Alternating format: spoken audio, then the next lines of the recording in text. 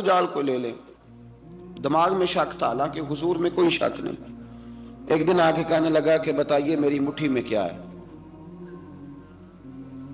تو نبی پاک صلی اللہ تعالی علیہ وسلم نے فرمایا اگر میں نے بتا دیا، کہنے لگا اگر آپ نے بتا دیا تو میں کلمہ پڑھ لوں گا۔ حضور نے فرمایا میں نے بتا دینا ہے پر تو نے کوئی نہیں پڑھنا، میں بتا دینا ہے۔ کہ بتائیے، تو حضور نے فرمایا چل سودا کر لیتے ہیں، اگر جو تیری مٹھی میں ہے وہی بتا دے پھر تیرا کیا خیال ہے؟ تو نبی پاک صلی اللہ تعالی علیہ وسلم نے کہا کیا بھائی ابو جہل کی مٹھی میں؟ تو اس کی مٹھی میں کنکر تھے، کنکروں نے کلمہ پڑھنا شروع کر دیا۔ جب کنکروں نے کلمہ پڑھا، پتھر تھے وہ، انہوں نے کلمہ پڑھا، ابو جہل نے وہ کنکر زمین پہ پھینکے، کہنے لگا اوہو تیرا جادو تو پتھروں پہاڑوں پہ بھی چلتا ہے۔ اب جملہ کہنے لگا ہوں سمجھ لینا، ابو جہل گوشت کا آدمی تھا، کنکر پتھر تھے، پتھر کلمہ پڑھ گئے۔ گوشت پوشت کا آدمی تھا پر کلمہ، کیونکہ یہاں کیا تھا؟ شک، اس نے آگے نہیں بڑھنے دی۔ گوشت پوشت کا شخص ہو کے پتھروں سے آگے نکل گیا، نبی پاک صلی اللہ علیہ وسلم کی خدمت میں آیا۔ بلکہ وہ جو یہودی والی روایت ہے اس کے پس منظر میں بھی بعض محدثین نے لکھا ہے، اس کو بھی اسی نے بھیجا، کہنے لگا جاؤ نبی پاک سے جا کے کہو اگر وہ درخت آپ کا کلمہ پڑھے تو میں بھی پڑھ لوں گا۔ درخت، اب درخت ہوتے تو جاندار ہیں پر کلمے تو کوئی نہیں نہ پڑھتے۔ درخت سے بھی تو انسانوں سے کلمہ پڑھنے کی بات، اگر درخت پڑھے تو میں پڑھ لوں گا۔ نبی پاک صلی اللہ علیہ وسلم دور بیٹھے تھے، درخت دور تھا، اور امام سیوطی علیہ رحمہ نے لکھا ہے درخت بھی کیکر کا تھا۔ نبی پاک صلی اللہ علیہ وسلم نے فرمایا اس یہودی سے کہ تو جا کے درخت کو کہہ کہ تجھے نبی پاک بلاتے ہیں۔ فرمایا میں گیا تو پھر تم نے کہنا جادو کر کے بلایا ہے۔ احتیاط بھی کی، ہر چیز آنکھوں کے سامنے رکھی، تو جا کے کہہ کہ تجھے بلاتے ہیں۔ وہ بندہ گیا، جا کے کہنے لگا، اور امام سیوطی نے اس کو لکھا ہے، کہنے لگے اس نے نبی پاک کا نام بھی نہیں لیا، کیونکہ ابو جہل اینڈ کمپنی کو پتا تھا کہ مصطفیٰ کے نام میں بھی بڑی برکت، خالی نام بھی نہیں لیا۔ کہنے لگا درخت وہ جو سامنے بیٹھے ہیں نا وہ تجھے بلا رہے، نام نہیں لیا حضور کا، وہ جو سامنے بیٹھے ہیں نا، جاءت لدعوتہ الاشجار ساجدۃ، امام بوصیری کہتے ہیں درخت آیا اور سجدہ کرتا ہوا، زمین چیرتا ہوا آیا۔ کس طرح آیا؟ پہلے آگے جھکا، پھر پیچھے جھکا، دائیں جھکا، بائیں جھکا۔ یہاں بھی لکھنے والوں نے لکھا ہے کہ وہ نہ درخت اپنی جڑیں اکھیڑ رہا تھا، جب چلنا تھا نا اس نے حضور کی طرف آنا تھا تو آگے دائیں بائیں ہوا، جڑیں اکھیڑ رہا تھا۔ لیکن ہمارے استاد جب ہمیں یہ روایت پڑھایا کرتے تھے تو کہتے تھے جڑیں نہیں اکھیڑ رہا تھا، جب اس نے سنا مجھے نبی پاک نے بلایا تو اسے وجد ہو گیا تھا، وہ جھومنے لگ گیا تھا، جھوم رہا تھا، حضور نے مجھے بلا لیا، جاءت لدعوتہ الاشجار ساجدہ۔ تو درخت آیا، اس نے آ کے نبی پاک کو سجدہ کیا، لکڑی کا بنا ہوا درخت ہے، سجدہ کیا۔ سجدہ کرنے کے بعد درخت اٹھا اور اٹھ کے اس نے نبی پاک کا کلمہ پڑھا۔ وہ جس کو ابو جہل نے بھیجا تھا نا یہودی، وہ درخت کی حالت دیکھ کے کلمہ پڑھ گیا، وہ کلمہ پڑھ گیا، لیکن یہی بے ایمان کہنے لگا اوئے ہوئے ان کا تو درختوں پہ بھی جادو چلتا ہے۔ لا ریب فی، شک قرآن پاک میں، لیکن اگر بندے کے دماغ میں ہو اس کا علاج ہے کوئی، ادھر ہی شک بیٹھ جائے۔ میں سادی مثال دیتا ہوں کہ سامنے دیوار صاف ہو لیکن گرد اگر آئینے پہ پڑی ہو، دیوار صاف کرنی چاہیے کہ اینک کا شیشہ صاف کرنا چاہیے؟ ساری زندگی لوگ دیوار صاف کرتے گزار دیتے، ساری زندگی تراش خراش کرتے گزار، اپنی مرضی کی پینٹنگ کرتے گزار دیتے ہیں، پر اپنی آنکھ کی پتلی صاف نہیں کرتے، آنکھ کی پتلی صاف نہیں کرتے۔ کسی نے حضرت رومی سے کہا تھا حضور دنیا میں کوئی اچھا ملتا نہیں، فرمانے لگے تھوڑا رونا شروع کر تاکہ تیری پتلیاں وضو کر لیں، وضو کر لیں، وہ انہیں پتہ چل جائے کہ کتنے صاف ستھرے لوگ دنیا میں پائے جاتے ہیں۔ ابو جہل پھر آ گیا، کہنے لگا اگر آپ چاند کے 2 ٹکڑے کر دیں تو میں کلمہ پڑھنے کو تیار۔ اچھا یہاں بھی بڑی مزے کی بات ہے، اللہ نے پہلے کہہ دیا نبی پاک کو کہ ان الذین کفروا سواء علیہم اانذرتہم ام لم تنذرہم لا یؤمنون۔ محبوب یہ جن کی قسمت میں کفر ہے نا، آپ انہیں ڈرائیں چاہے نہ ڈرائیں، یہ ایمان نہیں لائیں گے۔ कंकरों ने भी कलमा पढ़ लिया, दरख्तों ने भी पढ़ लिया, सारा कुछ हो गया, और अल्लाह ने भी कह दिया कि महबूब इस बेईमान ने कलमा नहीं पढ़ना, पर हुजूर ने फरमाया ये पढ़े ना पढ़े हमने मैदान नहीं छोड़ना। जितनी दफा आएगा ना हम इसे जरूर मौजज़ा दिखाएंगे, जितनी दफा आएगा हम क्यों मैदान छोड़। आगे कहने लगा जी अगर चांद के 2 टुकड़े कर दे तो इक़्तरबतिस्साअतु वंशक्कल कमर। तो नबी पाक सल्लल्लाहु अलैहि वसल्लम ने उंगली का इशारा किया, चांद 2 हिस्सों में बटा। कोहे सफा एक पहाड़ी थी मक्के में, आधा टुकड़ा पहाड़ी की इस जानिब हुआ, आधा इस जानिब। यानी वजाहत की अल्लाह करीम ने कि ऐसे ना हो कि ये कह दी वो तो ऐसे बिल्कुल शक हुआ तो मिल गया, पता नहीं मेरी आंखों पे जादू हो गया, मिला है कि नहीं मिला। जब टूटा तो हदीस पाक में आता है कि आधा चांद कोहे सफा के इधर गया और आधा तो पहाड़ी थी, चांद नीचे आया, पहाड़ी के गिर्द घूमा, आगे जाके मिला। यानी वक्फा दिया गया बाकायदा देखने का, समझने। पूरी दुनिया में जितने लोग उस वक्त चांद देख रहे थे, हिंदुस्तान तक रवायतों में मिलता है कि लोगों ने गवाही दी कि हमने चांद टूटते देखा है। जमाना मान गया, लोगों की चीखें निकल गई, लोग कदमों में गिर गए। पर वो जिसके दिमाग में शक था ना, वो नहीं माना। शजर हजर पहचान गए, पर इंसान की नजरों में शक ही रहा। दुनिया में सबसे मजबूर, कमजोर, बुज़दिल, कम फहम बंदा वो है जिसके दिमाग में शक है। सबसे कम फहम आदमी, उसकी फिरासत रूहानिया जीरो है, वो एक नाकाम शख्स है। उसको किसी पे भी शक पड़ जाए, किसी पे भी। हमने देखा है जो औरत अपने मर्द पे शक करने लग जाती है,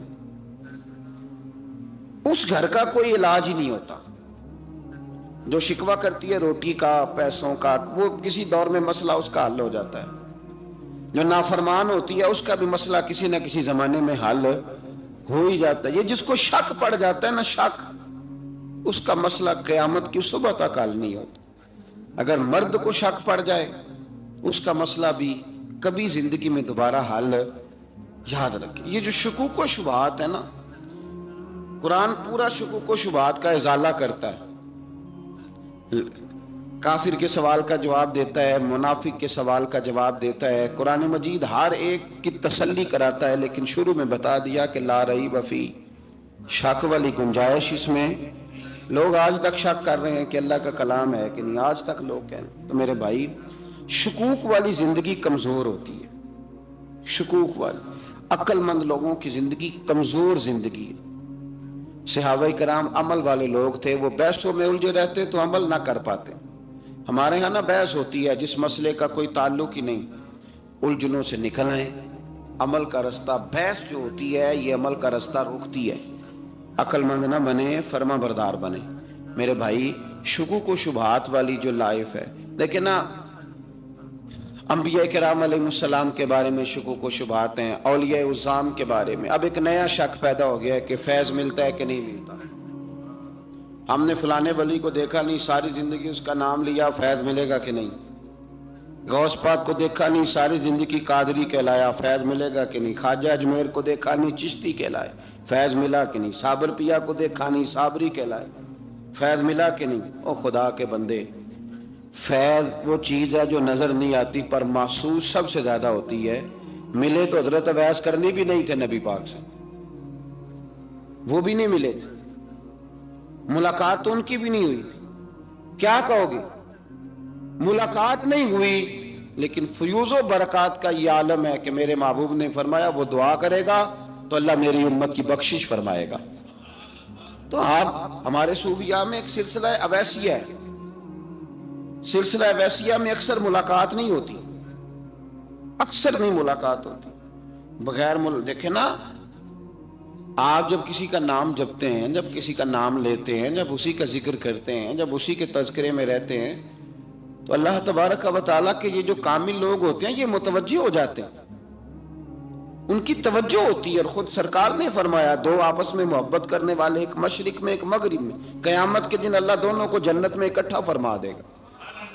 ये क्या बात हुई कि हर बात में शक करना कि जी वो फलाने से मुलाकात ही नहीं हुई। तो किस तरह भाई, मुलाकात एक अलग चीज का नाम है, मुलाकात एक अलग शय का नाम है, और फयूज़ो बरक़ात एक اللہ سے ملاقات ہوئی ہے؟ رزق دیتا ہے کہ نہیں؟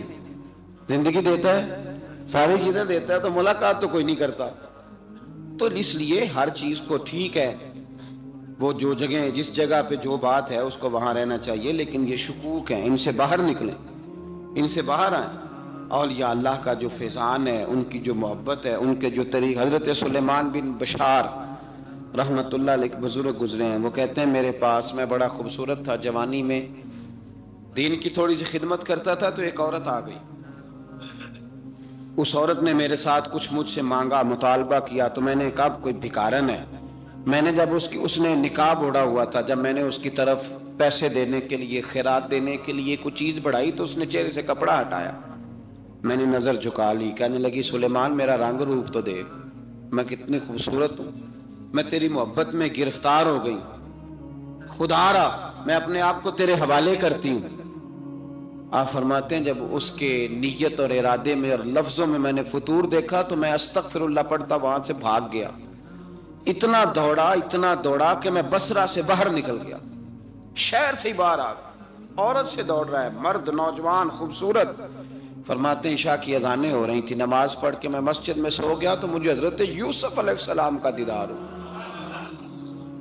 جناب یوسف کہتے ہیں میں حضور کا غلام اور غلاموں کا غلام اور صدیوں بعد کا غلام، تو جناب یوسف علیہ السلام میری خواب میں آئے اور کہنے لگے اٹھ جوان میرے سینے سے لگ، یار تو نے تو نبی پاک کا امتی ہو کے وہ کام کیا ہے جو میں نے نبی ہو کے کیا تھا۔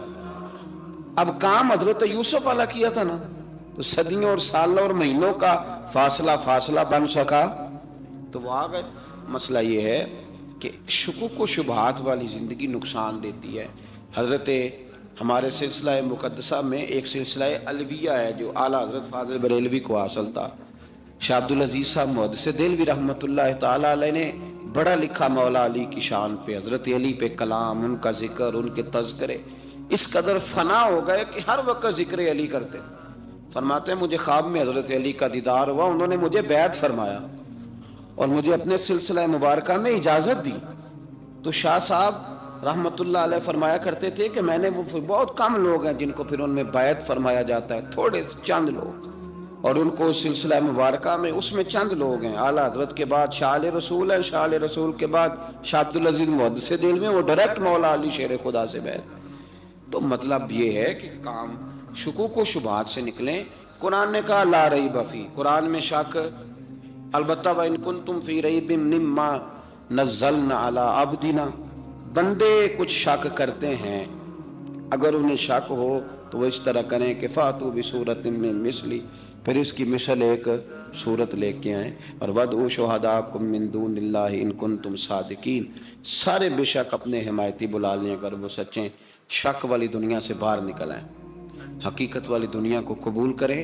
شکوک و شبہات کا ازالہ نہیں ہوتا، شک دوسرے شک کو جنم دیتا ہے، نقص دوسرے نقص کو جنم دیتا ہے، غلطی دوسری غلطی کو جنم دیتی ہے۔ اور انسان جب تک شکوک کی، میں نے آپ کو کہہ دیا کہ ہر گھر بس سکتا ہے، ہر گھر، ہر عورت کے صحیح ہونے کی امید ہوتی ہے، پر جس بی بی کو اپنے خاوند کے کردار پہ شک ہو وہ بی بی کبھی مطمئن نہیں ہوتی۔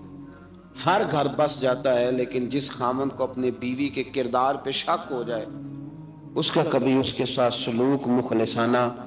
شکوک والی زندگی بیماروں کی زندگی ہے، شکوک والی زندگی بیماروں کی زندگی، کمزوروں کی زندگی، بزدلوں کی زندگی۔ اس لیے حقیقت والی چیز جب تک آپ کے پاس کوئی چیز کلیئر ہو کے نہیں آتی، شریعت اسلامیہ نے بہتان کی سزا رکھی ہے 80 کوڑے، پتہ ہے آپ کو؟ جس نے ایسے ہی بہتان لگا دیا، دلیل ہی کوئی نہیں، ایسے ہی کہہ دیا کہ جی وہ مجھے شک ہے جی انہوں نے ایسے کیا، فرمایا اسے کوڑے مارو۔ شک کی بنیاد پر بہتان ترازی کرتا ہے، کوڑے کی سزا رکھی، 80 کوڑے مارو اس ظالم۔ یہ شک کر رہا ہے اس کو جب اس کے پاس دلیل ہی کوئی نہیں۔ یہاں بڑے بندے ہیں بات کر دیتے ہیں، کہتے ہیں جی وہ ایسا ہوا ہوگا، میں نے ایسا دیکھا تھا، ہوگا، کیا تھا، ممکن ہے۔ تو یہ شکوک ہے۔ اس شکوک، یہ سامنے والے کا کچھ بھی نہیں بگڑتا، اس بیچارے کا کیا بگڑنا ہے؟ یاد رکھیں بڑی خوبصورت بات یہاں حضرت عبداللہ ابن مسعود کی، آپ فرمایا کرتے تھے جب کسی بندے پر بندے شک کرتے ہیں اور ناجائز شک کرتے ہیں، اللہ اس کی عزتوں میں اضافہ فرما دیتا ہے۔ اللہ اسے شانیں عطا کرتا ہے اپنی زندگی کو بیماریوں سے نکالنے. یہ روحانی بیماری ہے شک، اس سے باہر آنا. یہ ظلم ہے، اولیاء پہ بھی شک، صوفیاء پہ بھی شک، علماء پہ بھی شک، ہر بندے پہ شک، کوئی صحیح نہیں، سارے غلط، میں اکیلا صحیح. اس شک سے باہر آ جائیں.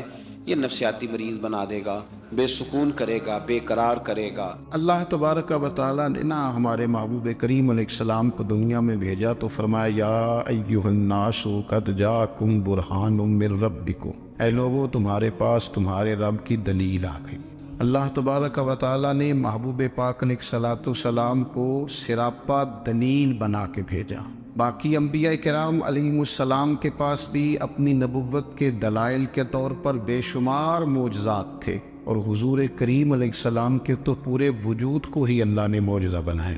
اور نبی پاک صلی اللہ تعالیٰ علیہ وآلہ وسلم کی نبوت کی دلیلیں، حضور کے رسالت کے مستحکم دلائل جگہ جگہ آپ کو ملیں گے. سب سے پہلی چیز تو یہ سمجھنے والی ہے کہ نبی پاک علیہ السلام نے جس چیز کو سب سے پہلے اپنی نبوت کی دلیل کے طور پر بیان فرمایا وہ حضور کا کردار ہے، سیرت ہے، عمل ہے، حضور کا لوگوں کے ساتھ رویہ ہے. نبی پاک علیہ السلام کی تبلیغ کے 3 دور ہیں. ایک تو حضور نے اپنے قول سے تبلیغ فرمائی، وہ 40 سال کی عمر سے محبوب نے اعلان فرمایا اور تبلیغ کی. اور ایک نبی پاک صلی اللہ تعالیٰ علیہ وسلم بالواسطہ حضور کی تبلیغ ہے جو آج تک جاری ہے. امت کے علماء، مشائخ، مبلغین حضور کے دین کو آگے پھیلا رہے ہیں، تو دراصل یہ بھی تبلیغ رسول پاک علیہ السلام ہی کی تبلیغ. اور ایک حضور کی تبلیغ کا دور ہے حضور کی پیدائش سے لے کر ولادت مبارکہ سے لے کر حضور علیہ السلام کے اعلان نبوت تک. اس دوران نبی پاک نے جو تبلیغ فرمائی ہے وہ اپنے کردار سے فرمائی. عرب کا وہ معاشرہ جو بڑا میلا کچیلا گدلا ہو چکا تھا، جس کے اندر سراسر مادہ پرستی کا زور تھا، جس کے اندر لوگ انسانوں کی خرید و فروخت کرتے تھے، جس کے اندر بیٹیوں کو زندہ دفن کر دیتے تھے، جس کے اندر جو آدمی جتنا زیادہ مضبوط ہوتا تھا اتنا زیادہ لٹیرا بن جاتا تھا، اس معاشرے کے اندر رسول کریم علیہ السلام نے 40 سال گزارے. اور اس طرح گزارے کہ جو بیگانے بھی تھے وہ بھی کہا کرتے تھے یہ صادق ہے، یہ امین ہے. اور جب حضور نے اعلان نبوت کیا تو فرمایا، یہ قرآن مجید کے لفظ ہیں، فرمایا فَقَدْ لَبِثْتُ فِيكُمْ عُمَرًا مِّن قَبْلِهِ أَفَلَا تَعْقِلُونَ، میں تمہارے بیچ عمر کا ایک حصہ گزار چکا ہوں، تمہیں عقل نہیں ہے، شعور نہیں ہے. نبی کریم علیہ السلام نے اپنے کردار کو، اپنے عمل کو اپنی نبوت کی دلیل کے طور پر بیان فرمایا. وہ تو حضرت حلیمہ بھی فرماتی ہیں نا، جب میں نبی کریم علیہ السلام کو اپنے گھر لے گئی تو میرا اپنا بچہ بھی دودھ پیتا تھا، 2 میرے بیٹے ہو گئے، ایک میری یہ نسبی اولاد اور حضور میری رضائی اولاد. تو کہتی ہے جب میں کریم محبوب علیہ السلام کو اپنے سینے سے لگاتی تھی تو حضور میرے ایک پستان سے دودھ پیتے تھے اور دوسرا اپنے بھائی کے لیے چھوڑ دیا کرتے. یہاں سے رسول کریم علیہ السلام نے کردار کے ذریعے تبلیغ اور پھر اعلان نبوت سے پہلے ایک تنظیم عرب کے جوانوں پر، عرب کے سرداروں پر مشتمل بنائی گئی، جس میں نبی کریم علیہ السلام نے بڑا حصہ لیا سرکار نے، اور بڑے اہم لوگوں کو شعور حضور نے عطا فرمائے. وہ اس جماعت کا فیصلہ تھا کہ ہم سارے جوان، سارے بڑے لوگ ملیں گے. یہ حضور کے اعلان نبوت سے پہلے کی بات ہے. ہم بڑے لوگ ملیں گے، کسی بڑے کو کسی چھوٹے پر ظلم نہیں کرنے دیں گے، کسی آدمی کو کسی غریب کا حق نہیں کھانے دیں گے. حضور علیہ السلام نے نا اپنی کردار سے، اپنے عمل سے، اور آپ کا جو عمل ہوتا ہے نا وہ اصل ہوتا ہے. ایک ہوتا ہے آپ کوئی بات کرتے ہیں اور ایک ہوتا ہے کہ آپ کوئی عمل کرتے ہیں. آپ جب عمل کرتے ہیں تو عمل کے ذریعے بھی لوگوں تک بات پہنچتی ہے کہ دراصل آپ کا اٹھنا بیٹھنا چلنا پھرنا کیا ہے. میرے رسول کریم علیہ السلام کا اٹھنا بھی ایک نبی کا، بیٹھنا بھی ایک نبی کا، بات کرنا بھی ایک نبی کا، معاملات زندگی کرنا بھی ایک نبی کا، لین دین کرنا بھی ایک نبی کا. ایک شخص کہتے ہیں میں نے اعلان نبوت سے پہلے حضور علیہ السلام سے کوئی چیز خریدی تھی اور میں نے عرض کیا تھا آپ یہاں تشریف رکھے، میں پیسے لے کے آتا ہوں. میں 3 دن کے بعد آیا. دیکھو یہ بات کرنی کتنی آسان ہے، بولنی کتنی آسان ہے، پر 3 دن یہاں میرے بھائی کو کسی شخص کو 2 گھنٹے انتظار کرنا پڑ جائے تو لوگ کہتے ہیں الانتظار وشد من القتل، یہ تو قتل سے زیادہ تکلیف والا معاملہ ہے منتظر رہنا کسی کا. کہتے 3 دن کے بعد میں آیا تو میرے رسول کریم وہیں تشریف فرمایا. بس اتنا فرمایا یار تم نے مجھے بڑی تکلیف میں ڈال دیا، 3 دن ہو گئے یہاں رکے ہوئے. تو حضور نے اپنے کردار کو، اپنے عمل کو، اپنے معاملات کو سب سے پہلے اپنی نبوت کی دلیل کے طور پر پیش کیا۔ کسی نے کیا خوب کہا تھا کہ جو تیری جان کے دشمن ہے وہ بھی کہتے ہیں، بظاہر تو آئے ہیں نا ہجرت کی رات جان لینے، لیکن امانتیں حضور کے گھر میں رکھی ہوئی ہیں، امانتیں کاشانہ نور پہ پڑی ہے۔ وہ جو تیری جان کے دشمن ہے وہ بھی کہتے ہیں کہ امین تو ہے اور صداقت کی آبرو تو ہے۔ تو پہلے کردار، پھر دوسری بات، اللہ تعالیٰ نے اپنے محبوب علیہ السلام کو اپنا مطلق نائب بنا کر، اپنا محبوب اعظم بنا کر، ویسے ہی سارے انسانوں کے بارے میں کہا وَإِذْ قَالَ رَبُّكَ لِلْمَلَائِكَةِ إِنِّي جَاعِلٌ فِي الْأَرْضِ خَلِيفَةً، میں زمین میں اپنا نائب بنانے والا ہوں۔ لیکن حضور علیہ السلام تو محبوب ہے نا، حضور کی نیابت تو محبوبیت کے درجے پر فائز ہے۔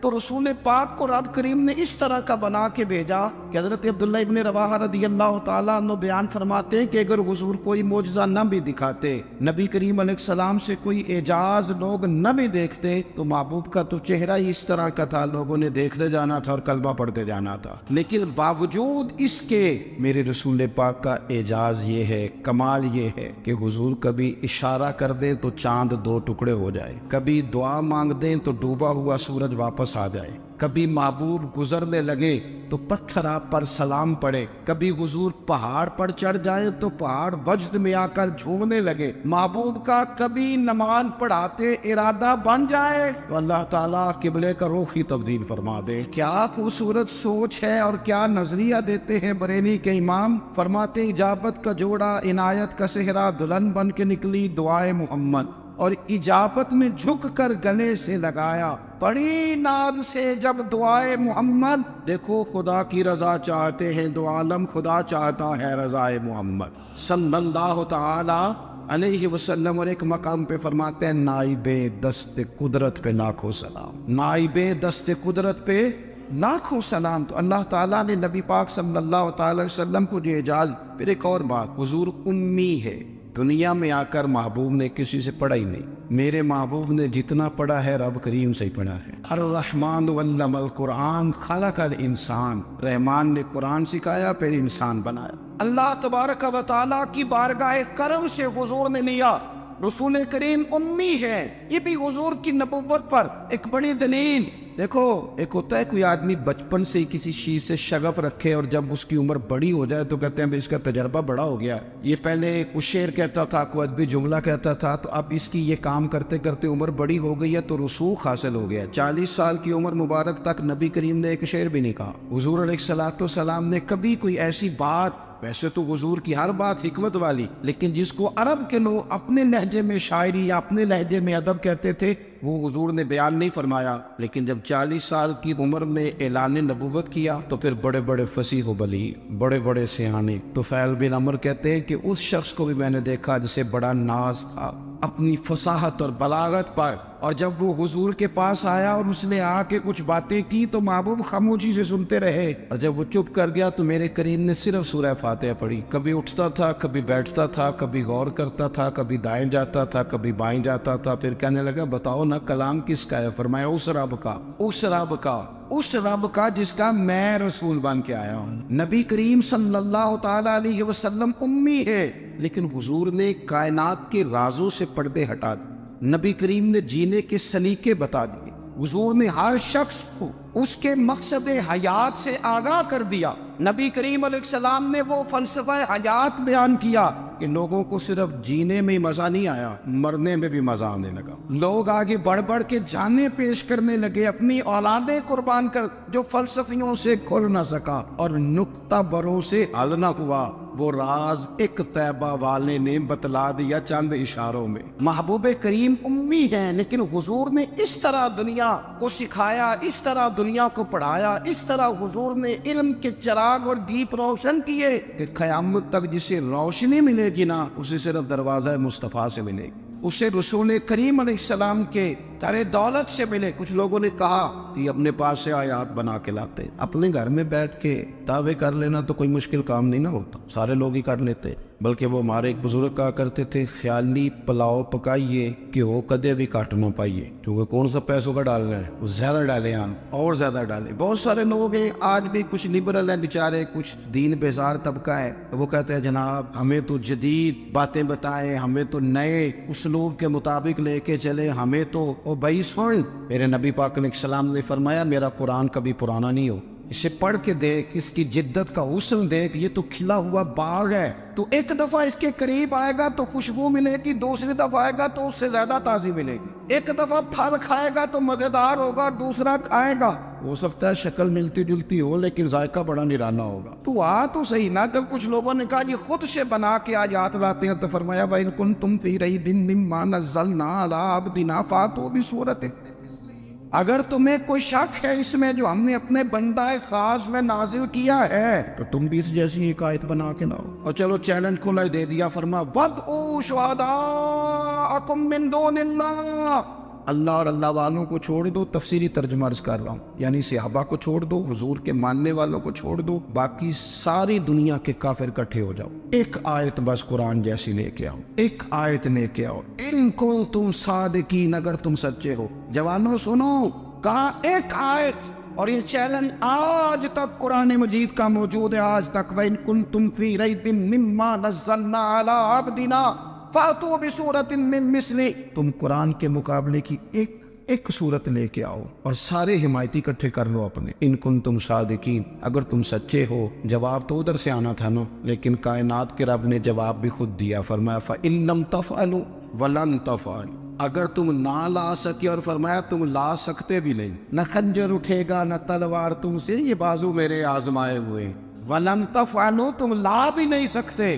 فَاتَّقُوا النَّارَ الَّتِي وَقُودُهَا النَّاسُ وَالْحِجَارَةُ, پھر اس آگ سے ڈر جاؤ جس کا ایندھن آدمی اور پتھر ہے. اُعِدَّتْ لِلْكَافِرِينَ, بنائی کافروں کے لیے, مومنوں کے لیے تو رب نے جنت بنائی ہے. اُعِدَّتْ لِلْكَافِرِينَ, یہ دوزخ اللہ نے کن کے لیے بنائی ہے؟ اُعِدَّتْ لِلْكَافِرِينَ کہتے ہیں کافر کے لیے بنایا. تو اللہ تبارک و تعالیٰ نے میرے رسول پاک صلی اللہ تعالیٰ علیہ وسلم کو وہ کتاب عطا فرمائی, اور پھر حضور کی فصاحت و بلاغت, معرفت. دیکھو ایک ہوتا ہے گھنٹوں باتیں کرنا, ایک ہوتا ہے کئی والیم پر مشتمل, کئی جلدوں پر مشتمل کتب کا لکھنا, اور ایک ہوتا ہے کسی بندے کا ایک بات کرنا اور سامنے والے کی طبیعت کو اتنا جگا دینا کہ اگلی بات فوراً ہی اس کی سمجھ میں آ جائے. اور حضور نہ کسی کی انا کو نہیں جگاتے. ہم بعض اوقات کسی سے خطاب کرتے ہیں, بات کرتے ہیں تو سامنے والے کی انا کو جگا دیتے ہیں, ٹھیس پہنچاتے ہیں, وہ کہتا چل پھر تگڑا ہو جائے میں بھی آیا. حضور انا نہیں جگاتے تھے, میرے نبی پاک ضمیر جگاتے تھے تاکہ وہ شخص فیض حاصل کر سکے, اسے کچھ ملے. نبی کریم کا جو انداز تکلم ہے وہ اس طرح کا ہوتا تھا کہ انسان خود بخود کھل اٹھتا تھا کہ مطلب یہ بات ہونے کیا لگی ہے, مطلب حضور کیا فرمانے لگے. نبی کریم صلی اللہ تعالی علیہ وسلم, ایک دن محبوب کریم نے صحابہ کے دیے حضور کی فصاحت و بلاغت دیکھے, فرمایا محبوب نے کتنا نادان ہے وہ شخص جو اپنے ماں باپ کو گالی دے. کھلی ہو گئی لوگوں کی آنکھیں, کان کھڑے ہو گئے کہ یا رسول اللہ کون ایسا بدبخت ہے جو ماں باپ کو گالی دے گا. اب جب سوالات ذہنی سطح پر پوری طور پر ابھر گئے نا, اب رسول کریم نے بات سمجھائی. یہ ہے فصاحت و بلاغت, تیرے آگے ہے یوں دبے نچے.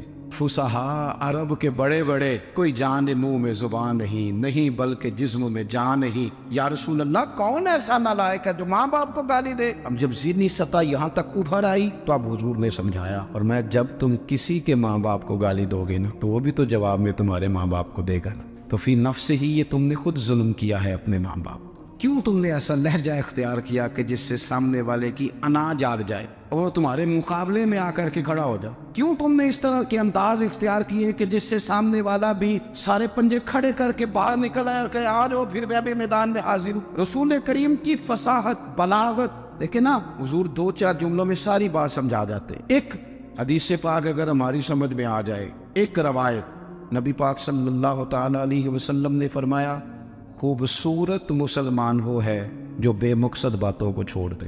لو اس سے پوری زندگی سجائی جا سکتی ہے ایک جملے سے. کوئی لمبی چوڑی باتوں میں جانے کی ضرورت نہیں. کہا خوبصورت مسلمان یہ ہے جو بے مقصد باتوں کو چھوڑ دے, لا یعنی باتوں کو کیا کہتے ہیں ہمارے دیہات کے لوگ جڑے پنڈ جانا نہیں وہ راہ پوچھنے دی، لیکن آج کل لوگ باز آندے یعنی جس بات کا بالکل تعلق نہیں نا وہ بات بھی کرتے جاتے ہیں، جس کا شعبہ ہی نہیں وہ بھی چھلانگ لگا لگا کے اس میں آ جاتا ہے۔ ہم اپنا وقت ضائع کرتے، اپنی صلاحیتیں ضائع کرتے، اپنا نقصان کرتے، ہم اپنا کام صحیح کر کے نہیں کرتے اور دوسری ساری دنیا کو ٹھیک کرنا چاہتے ہیں۔ وہ بھائی آپ جس جگہ جس شعبے سے تعلق رکھتے ہیں آپ اپنے معاملات میں مضبوطی پیدا کریں۔ حضور نے اپنی فصاحت کے ساتھ بلاغت کے ساتھ لوگوں کو قائل کیا، اور قرآن مجید کی تاثیر کا یہ اثر میرے کریم رسول نے دکھایا کہ رات کو جب حضور بیٹھ کے قرآن پاک پڑھتے تھے نا، جب یاسین والے نبی خود یاسین کی تلاوت کریں، جب طٰہٰ والے محبوب خود طٰہٰ کی تلاوت کریں، غور کرو نا جب مدثر والے محبوب خود ان جملوں کو ادا کریں، یعنی جن کی